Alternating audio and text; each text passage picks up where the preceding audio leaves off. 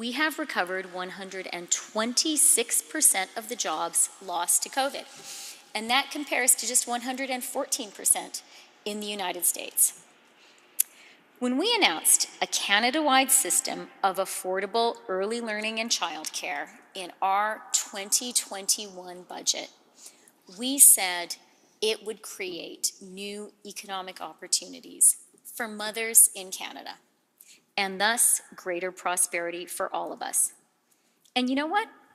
Last month, supported by that system of affordable early learning and childcare, the labor force participation rate for Canadian women in their prime working years hit a record 85.7%.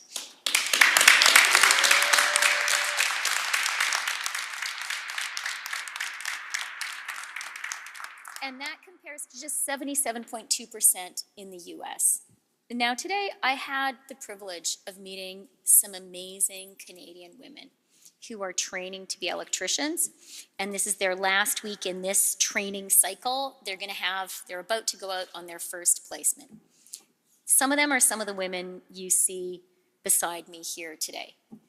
Now, early learning and childcare, yeah, it's great for all parents, for sure, it's great for all families. But we know it is especially meaningful for mothers, and I am so glad that that system is in place, that the fees are coming down, and that's going to help some of the women you see here today. It's going to help women across the country have a career and provide for their families. In fact, childcare is delivering such an economic boost to Canada that our friends around the world are following suit. Just last week, the United Kingdom announced a significant childcare plan as part of their budget. Notre taux de chômage est proche de son niveau. Our unemployment rate is at nearly its lowest level. And today, more Canadians than ever have a good job. These high numbers are important. And it shows how much a good job is important and essential to living a good life. It allows us to pay our bills, support our families and children, and to create the future for our families and communities as well as our country. This is a turbulent time in the world economy. So let me point out a second great Canadian strength. We have strong institutions, and we have a financial system that has proven its strength time and again. Our financial institutions have the capital they need to weather periods of turbulence. A hallmark of our Canadian banks is prudent risk management, and this is also a core principle for those of us who regulate the financial system. Today, we are being vigilant, monitoring the situation closely, talking with our allies, and taking a Team Canada approach here at home.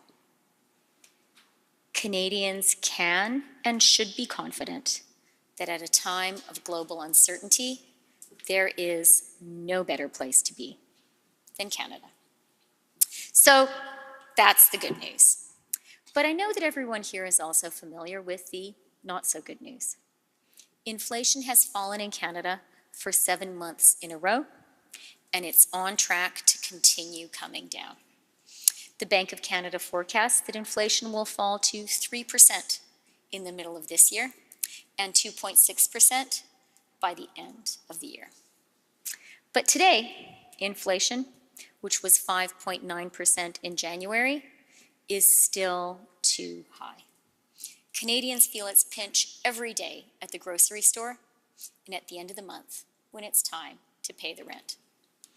To fight inflation around the world, central banks have raised interest rates in what has been the fastest and most synchronized monetary policy tightening since the 1980s. This steep increase in interest rates is causing another kind of economic pain for many Canadians. Many people's mortgage payments are higher, and small businesses need to pay more for their lines of credit. As I've traveled across the country over the past few weeks doing pre-budget consultations, I've met with Canadians who are doing well and with Canadians who are really struggling.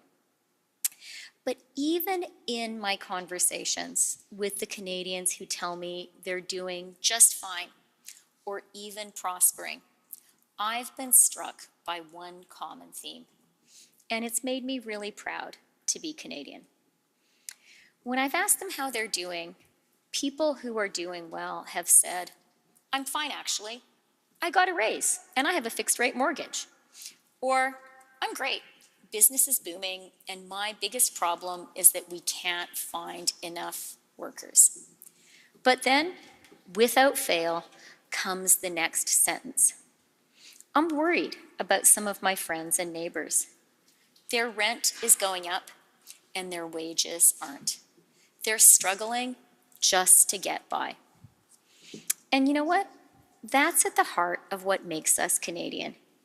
Even if we're okay, we worry about our neighbors. We worry about our friends. We believe in taking care of each other. Notre gouvernement l'a compris. Our government understood this. And that is why, over the course of this past year, we spared no effort to strengthen our social safety net. It is in place today to assist those Canadians who most need it: our children, our seniors, and the lowest paid citizens. To further improve our social safety net, we provided a top-up to the Canada Workers' Benefit and those performing essential work, but who are not well paid. We also offer the Canada Child Benefit. Parents now have access to learning and daycare services for their children that are affordable. Old age security pension and guaranteed income for our seniors is also available. Since December, we've also offered a benefit to cover dental care for more than 200,000 children. And these are children whose parents could not afford dental care. And another essential point is that our most important benefits are all indexed to inflation. This social safety net is there for everyone. And in the weeks to come, for those Canadians who feel the bite of rising prices the most acutely, for our most vulnerable friends and neighbors, our government will deliver additional, targeted inflation relief. This support will be narrowly focused and fiscally responsible. The truth is, we can't fully compensate every single Canadian for all of the effects of inflation or for elevated interest rates. To do so would only make inflation worse and force rates higher for longer. Canadians are smart. Everyone here is smart. So I know you understand that. What Canadians want right now is for inflation to come down and for interest rates to fall. And that is one of our primary goals in this year's budget, not to pour fuel on the fire of inflation. So in our budget, we will exercise fiscal restraint. Higher interest rates are having their intended impact here in Canada and around the world. The global economy has slowed down, and the Canadian economy has slowed down. That means government revenues are lower. And this slowdown comes after an extraordinary 3 years when the federal government provided 8 out of every $10 to support Canadians and the Canadian economy during the pandemic. Our ability to spend is not infinite. Canada has the lowest deficit and the lowest debt to GDP ratio in the G7 and a AAA credit rating. Our country has a proud tradition of fiscal responsibility, and we're determined to maintain it. Canada is, after all, a country of peace, order, and good government. And today, more than ever, that is something to be proud of and to rely on. En faisant preuve de rigueur budgétaire et en ne In jetant exercising l'huile sur le feu budgetary d'inflation aujourd'hui, strictness and not throwing fuel on the inflation fire, we ensure that we have the possibility to invest responsibly. We have the ability to invest in Canadians and the Canadian economy for many years to come. This is the same that we have done for the last 7 years. This is because we know that investing in Canadians also means investing in our economy. We are investing in housing because our economy is built by people, and people need housing. To address the labor shortage that many of our communities and businesses are facing, we are investing in measures that will allow Canadian workers to acquire the competencies and skills that they need and to get them to the point where they need to be to find good jobs.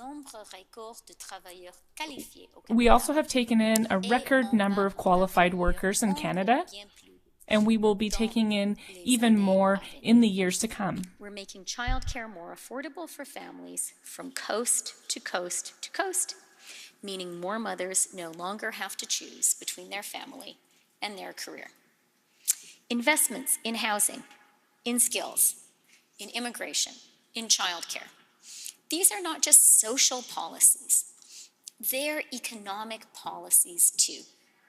And healthcare is another one of these policies. So, in our budget, we will deliver the comprehensive healthcare plan that the Prime Minister announced last month, with an investment of $198 billion in public healthcare over the next 10 years. We will ensure that Canadians can rely on a world-class, publicly funded healthcare system, one that is deserving of its place at the heart of what it means to be Canadian.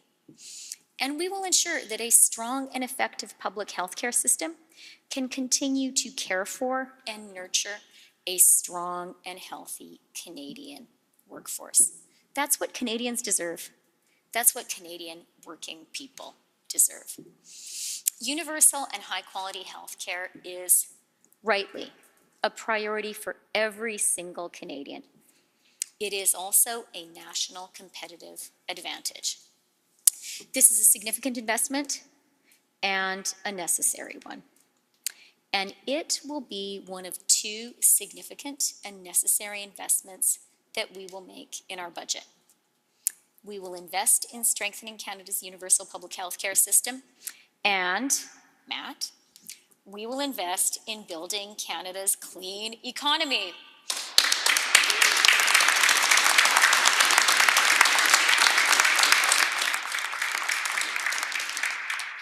And I'm counting on everyone here to build it. Truly. Because once we have wrestled inflation to the ground, Canada must navigate two fundamental shifts in the global economy. First, in what is the most significant economic transformation since the Industrial Revolution, our friends and partners around the world, chief among them the United States, are investing heavily to build clean economies and the net zero industries of tomorrow. At the same time, Putin and the pandemic have cruelly revealed to the world's democracies the risks of economic reliance on dictatorships. As a result, our allies are moving quickly to friendshore their economies and build their critical supply chains through democracies like Canada's. Together, these two fundamental shifts represent a huge economic opportunity for all of us, for Canada and for Canadian workers, like the great people, the great electricians and apprentice electricians here with me today. From clean energy to clean technology to battery manufacturing to electric vehicles, we can and we are becoming a global leader in the growing clean economy, because Canadian workers and Canadian businesses have the necessary expertise, and because Canada produces what the world needs. From energy to critical minerals, Canadian workers can be the ones to provide our allies with the resources they need, and Canadian families and Canadian communities can reap the benefits. Today, and in the years to come, Canada will either capitalize on this historic moment, on this historic opportunity which is before us, or we'll be left behind as the world's democracies build the clean economy of the 21st century. Now, to be left behind would mean less investment in our communities and fewer jobs for an entire generation of Canadians. That's why the plan we will release next Tuesday will include a serious investment in Canadians, in good jobs, in more vibrant communities, and in a new era of economic prosperity that we will build together. We will build a Canadian economy that is more sustainable, more secure, and more affordable. We can create hundreds of thousands of great middle-class jobs, of great middle-class careers in communities big and small, from coast to coast to coast.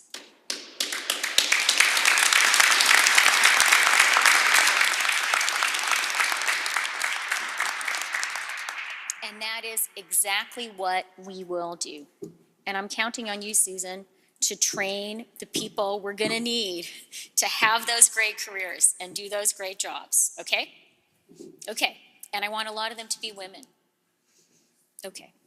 Like you guys, yeah.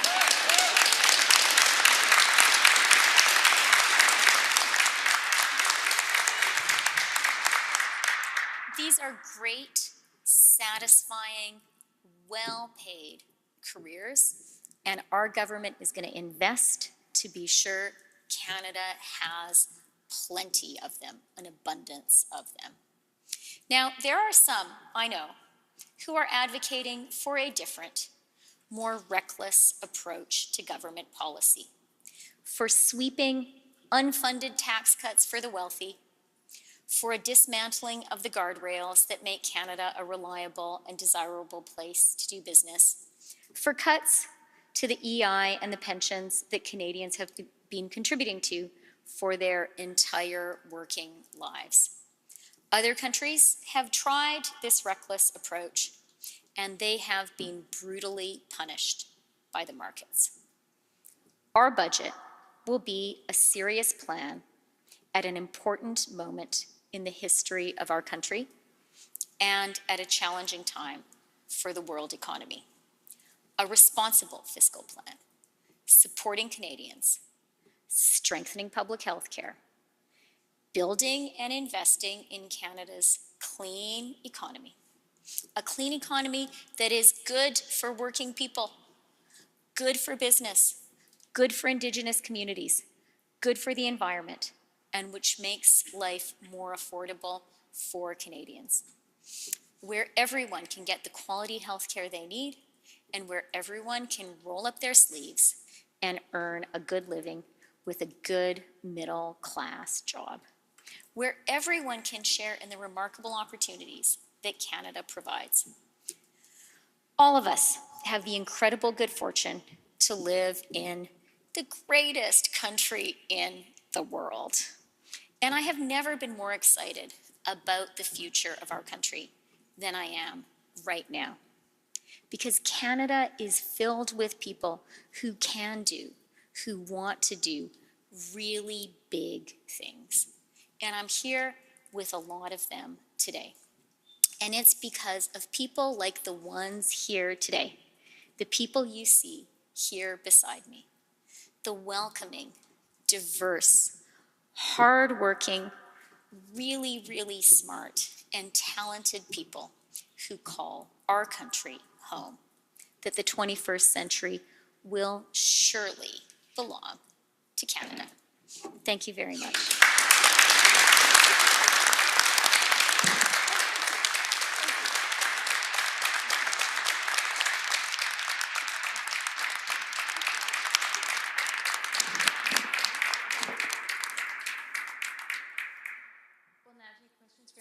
One question, one follow-up, and I'll just ask that you give your name and outlet before asking the question.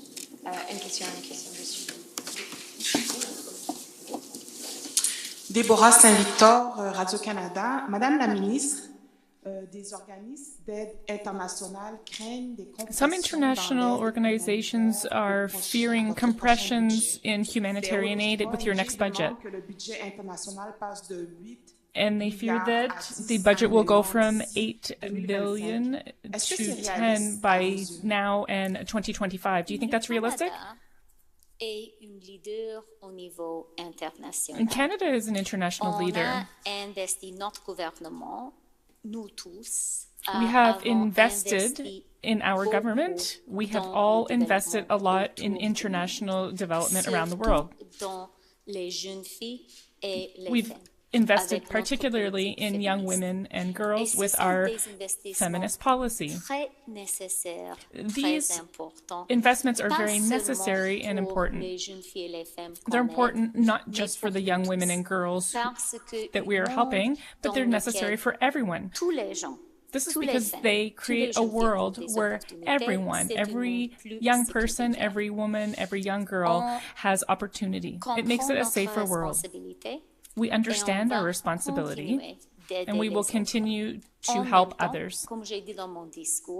At the same time, as I mentioned in my speech, we find ourselves right now at a time where we need to take a responsible approach, a responsible fiscal approach. So given this issue and all others, we will take a balanced approach. We will make the necessary investments, but at the same time, we will take a fiscally responsible approach.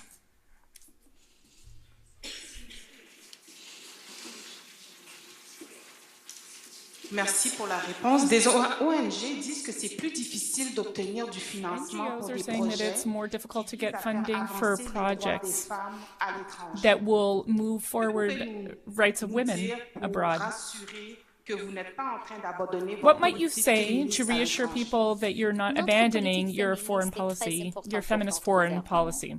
Our feminist foreign policy is very important for our government here in Canada and around the world. Minister Freeland, Kevin Gallagher, CTV National News. Canadian industries are already ringing the alarm to an extent about the lack of competitiveness that many investments will have in terms of the green economy, net zero, given this huge Inflation Reduction Act south of the border. It's pretty difficult to imagine how you can be fiscally prudent while compete with what's considered one of the largest historic investments in those sort of green investments. So what is Canada's strategy to be fiscally prudent, as you say, but also create that competitive environment for Canadian industry that you're not losing investment dollars to the United States for these sort of projects? You know, Kevin, investments in our economic capacity are fiscally responsible. And failure to make the necessary investments in our economic capacity and in our economic future, that is irresponsible and that is reckless.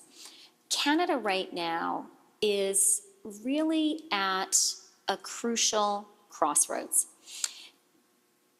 This is a moment when the great economies of the world have decided to embrace the clean economy, the net zero economy. And as you said, they are investing really, really heavily. And so we have a choice.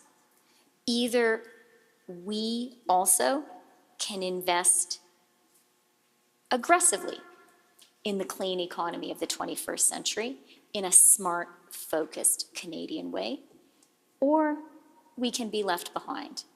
And not making those investments is also a choice.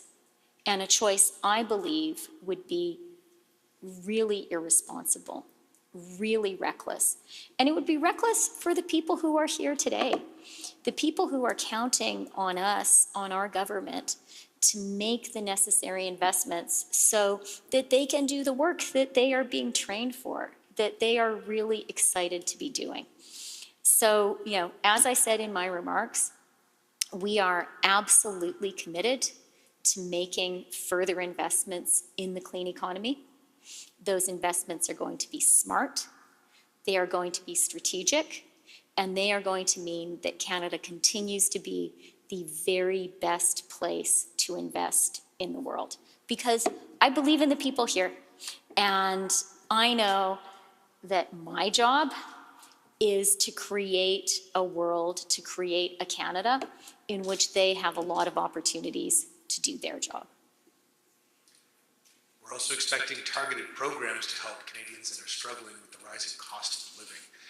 Should those people who are struggling with that inflationary pressure expect new programs, new targeted measures? Because you've already introduced things like the GST rebate, you mentioned dental care, you mentioned daycare.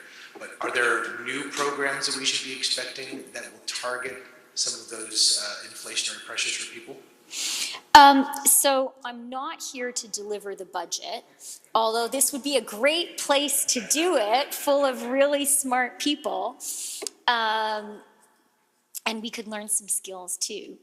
So I'm not gonna go into specifics, but I recognize, our government recognizes that there are some really vulnerable people in Canada who are really being squeezed by inflation. And we know that we have a responsibility to give them some support. But our approach will be fiscally responsible. We believe that it is important to be compassionate and to be fiscally responsible at the same time. That's a balance that we have to strike, and that's what we're going to do. Good afternoon, Minister Freeland. Trevor Owens with Global National. Thank you for taking my question. Putin and Xi are meeting today in Russia. Do you feel this signals that China will be more openly supporting the Russian war effort?